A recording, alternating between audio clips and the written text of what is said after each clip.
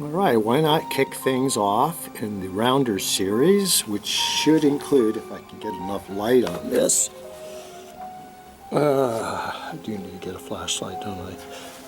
Okay, let's hope this does not upset the scope at all. This is NGC1790-2268, but we will be touring, and there's your, have a nice look at the blue oyster. We will be touring, let's see, 1790, didn't we already do that? Well, I'm going to have to work this out. Sorry, hold on a second. Enjoy that view of the blue snowball and blue oyster. I'm going to push it all the way to maximum magnification for your enjoyment. Center it up on the screen. Nice central star with some nice texture that may be beyond pixelation. Okay, it looks like we're going to run 1790-2268. Let me find that series. Yes, indeed. So this is our kickoff view with planetary nebula NGC 1501. As we go to the Rounder series from NGC 1790-2268. Okay, we're at 50% gain here. I would say that NGC 1790, which is located in Riga, at 5 hours, 11 minutes, 13.3 seconds, plus 52 degrees, 3 minutes, 54, is a group of stars. Right, and we've got the right ascension. I have no data on its observation. May or may not be a cluster, but it is a grouping of similar stars. And it was entered into the catalog probably as an open cluster. Let's move on. Okay, what we're seeing here is NGC 1798, also in Riga. It's at 5 hours, 11 minutes, 40 seconds, plus 47 degrees, 40 minutes, and 37 seconds. It's a 5 arc-minute size open cluster, no doubt, through an 18-inch telescope done on November 18th, 2006 by Steve Gottlieb at 115. He was surprised to find a fairly rich group of perhaps 20 stars peppered over a 5 arc-minute region of extensive haze. It's an open cluster type 22M, and we've given the stars cumulative magnitude is 10, which means the brightest members are unlikely to be much brighter than magnitude 12. 5 arc-minutes in size. You can see the cluster right there. It is rather sweet peppering of faintish stars, as described by Steve, who did a good job in picking them out.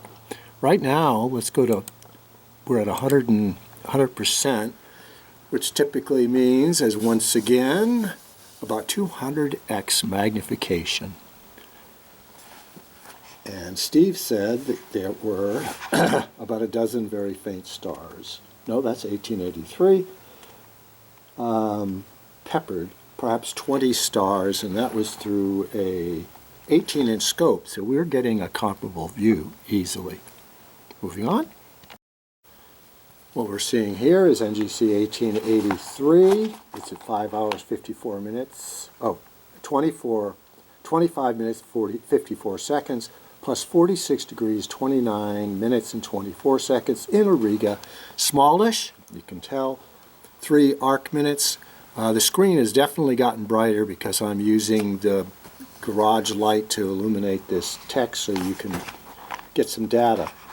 Through a 13.1-inch telescope on December 22nd, 1984, Steve saw about a dozen very faint stars, magnitude 13.5 and fainter, over an unresolved haze. Couldn't tell you about the haze, but there are certainly a dozen stars there. Open cluster type 2-1 with peculiarities in Riga. It's 5 arc-minutes in size, very faint, 12th magnitude. So those stars, most of those stars are going to be in the 14th to 15th magnitude, and we're seeing them quite clearly on the screen. Okay, what we're seeing here is our first galaxy, NGC 1961. It's in Camelot Park, Dallas. Visual magnitude 11, size 4.6 by 3.0 arc minutes with an average surface brightness of 13.7 per roundish arc minute. Position angle 85. Through an 8-inch telescope, Steve Gottlieb described it as a faint, moderately large, bright core, diffuse, elongated star involved. The galaxy is a type SB bar with a BC, so 2.5 times removed from lenticular. It's located at Camelot Park, Dallas. And that is a pretty decent view. However, I don't know how afflicted we are by the garage light being on. I can try closing the door. But anyway, so fairly large and diffuse galaxy. This arc of light here is probably being reflected into the telescope by the door, which I need to have open in order to read the data that's available on each study. Well, I had to go in and switch out Sony Handycams because the battery finally chilled out. I've been using it all evening, doing what I can to recharge it. I'm really concerned about the amount of reflected light I'm getting on the screen from the garage light. Whoops. Anyway, so I'm doing what I can to prevent it. Let's go on to our next study. This last one was NGC1961, and I do believe I managed to capture the data before the battery went out on the other Sony Handycam. Okay, what we're seeing here is NGC 2013, obviously an open cluster. It's in Auriga at 5 hours, 44 minutes, 14 seconds, plus 55 degrees, 46 minutes, and 30 seconds. 4 arc minutes in size through an 18-inch scope. This unimpressive asterism consists of 2 small groups of stars to the northwest of magnitude 8.9 HD 37880. This is probably the star he's referring to right here. References. Doesn't say much. He calls it an asterism, and you can see that was how you might represent it. If we zoom in a little bit, we're going to see more stars. But yeah, it's clearly an asterism, not an open cluster.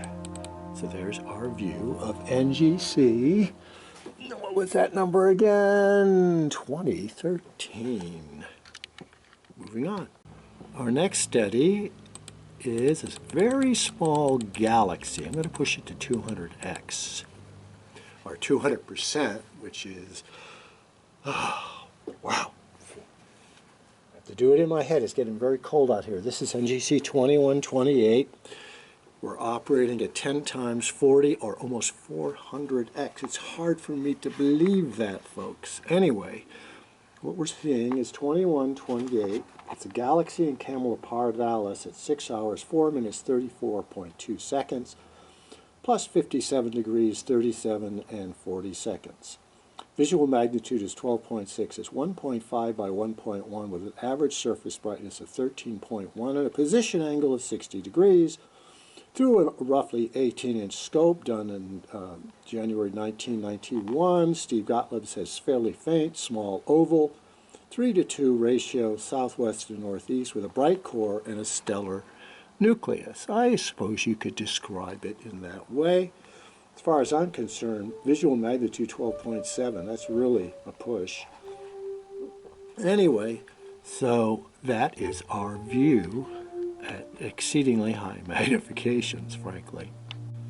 Okay, this is NGC 2165 at 6 hours, 11 minutes, 5 seconds, plus 51 degrees, 40 minutes, 36 seconds in Auriga. Through a roughly 18-inch scope on March 1st, 2003, Steve describes it as roughly a dozen stars in a 6x4 group at 100x. I pretty much got the 100x here. This is probably the grouping he's referring to. Not a very impressive cluster, but I guess with a smaller scope, it would reveal itself as more of a cluster-like than it is against this background of fainter stars that we see operating using equipment that was not available until the last 20 or 30 years of astronomical investigations. Okay, This is NGC2253 at 6 hours, 42 minutes, 31 seconds, plus 66 degrees and 24 minutes. It's in Camelopard, Dallas. Through a 24-inch scope on March 22nd of 2014, Steve Gottlieb says this number might apply to a fairly rich string of stars about 30 arc minutes north of William Herschel's original position. Well, let's back off on this a little bit and see if we can see what he means by a string of stars. It is peppered with a faint number of really faint, smallish stars right in here that could be described, but he described it as this string, and that's probably the string right there. All right, it's actually quite pretty. Let's see what else we have on the docket. Okay, we got a galaxy next. Let's go to it. Okay, NGC 2256. The data on it before we zoom in. It is at 6 hours, 47 minutes, 13.9 seconds, and plus 74 degrees, 14 minutes, and 11 seconds in Camelopard, Dallas. It is a 12.5 magnitude, rather largish, 2.3 by 2 arc minutes with an average surface brightness of 14. Through an 18-inch, roughly 18-inch scope done on January 19, 1991, Steve says it's fairly faint, moderately large, oval with a 4:3 aspect ratio or oriented east-west, broad but only weak concentration. Now we can see that there's probably a galaxy right about there, but we are at low magnification. Let's boost it. Oh yeah. Oh yeah. There is our galaxy. Once again, I'm going to drop it back a little bit. This would be 200x right here. And we can go up and up and up and up and up and up and up and up. And I just can't, I don't know the end of this. Look at that. That's quite astonishing. How can we be at 540%? It really isn't revealing anything else because it's become pixelated, but hey, that's a pretty astonishing view of that galaxy. How about that? Boy, terribly pixelated on this handycam. Sorry, folks. Here's where it gives roughly its best view. Very tiny view at 200x. Okay, here we have NGC 2258, a rather brightish cored galaxy. We're operating at 200x, mind you. 2258, also known as UGC 3523, is located at 6 hours, 47 minutes, 46.1 seconds. Pretty far north, plus 74 degrees, 28 minutes, and 54 in Camelopard, Dallas. Bright, magnitude 11.9, size 2.3 by 1.5, perhaps a little, about the right size for that magnitude galaxy, with an average surface brightness of 13.1, a position angle of 150 degrees. Through a 24-inch scope at 375, let's see if we can approximate that.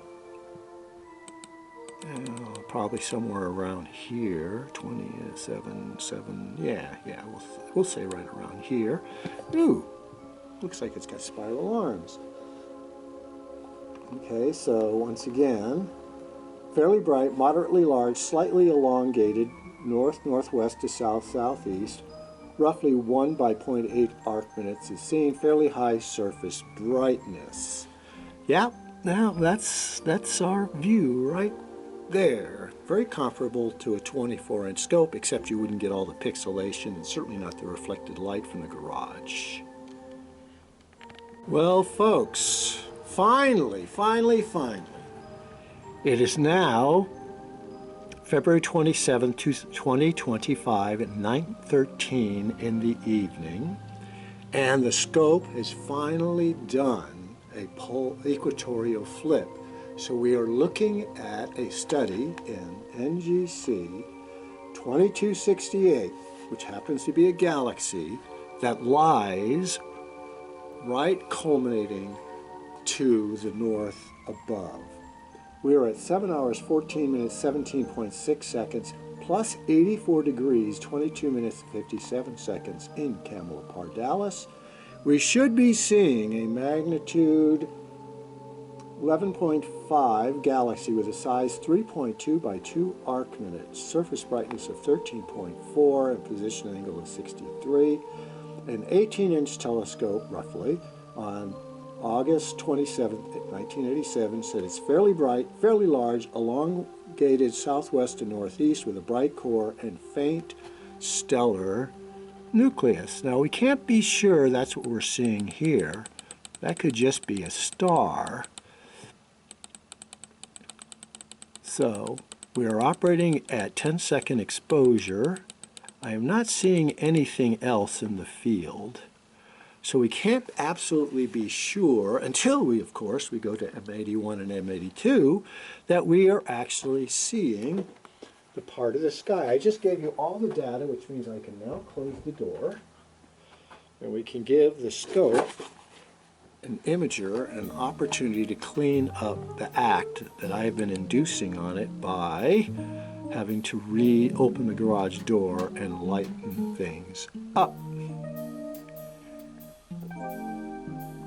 Let's see what happens now. Ah, now that is what we expect to see on the screen, isn't it?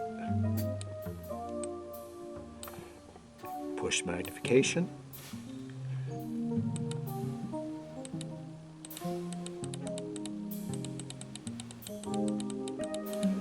No signs of a galaxy whatsoever in the field of view, regardless of the magnification.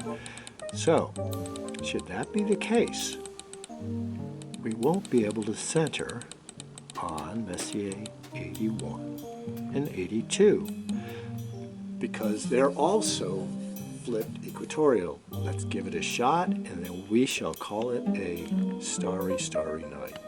Okay, we're about to finish our first 10 seconds of exposure. Let's see what's on the field, and right there in the middle is the glorious core of a galaxy. I am not impressed, however, with the amount of, all we're seeing is the core here, so I cannot quite, let's back, oh yes, now this is what we expect to see, right there. Very nice. So we may have been missing quite a bit of detail because we had that door open, and it was obscuring some of the detail. Look at the spiralicity in Messier 81. Very, very nice. So, shall we end on this? No, say ye. Let's back out and see if we can also capture Messier 80. No, we're not. That is very funny. Oh, it's going to be over here in this part of the screen.